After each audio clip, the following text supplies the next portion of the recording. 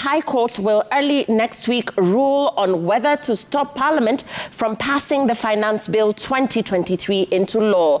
Human rights activist and Busia Senator Okiya Omtata, in filing an application at the High Court seeking to stop the bill from entering its second reading stage, wants the Chief Justice to appoint not less than a 3-judge bench to hear and determine the matter, which he terms as a threat to human dignity. Seth Olale with the latest reaction on the Finance Bill 2023 debate. At the Milimani courts in Nairobi, serial litigator Okiya Omtata is back. The human rights activist this time round suing the Speaker of the National Assembly, Cabinet Secretary for Treasury and the Attorney General through an application filed under a certificate of urgency at the High Court in Milimani, seeking to stop Parliament from passing the Finance Bill 2023. The power to impose tax is not absolute.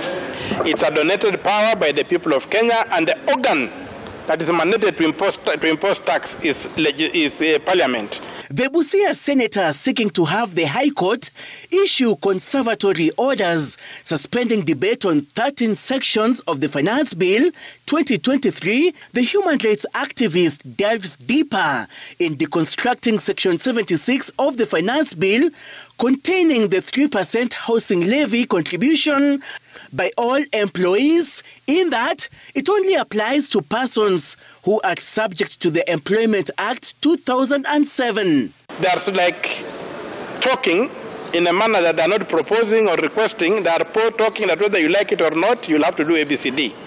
So that power does not reside with the president or the cabinet.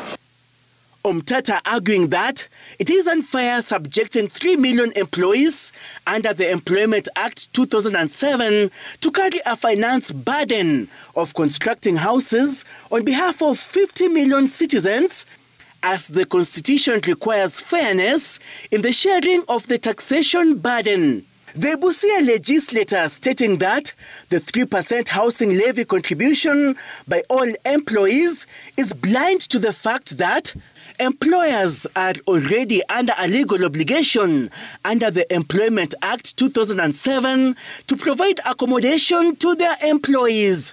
The human rights activist telling the court that the Finance Bill 2023 contravenes Articles 160 and 250 of the Constitution, which forbids the state from interfering with salaries of members of constitutional commissions and holders of independent offices. Parliament has lost its autonomy. Parliament has become a small appendix of the executive, and Parliament does what the executive wants because the majority side is part of the executive. Seth Olale, Citizen TV, Nairobi.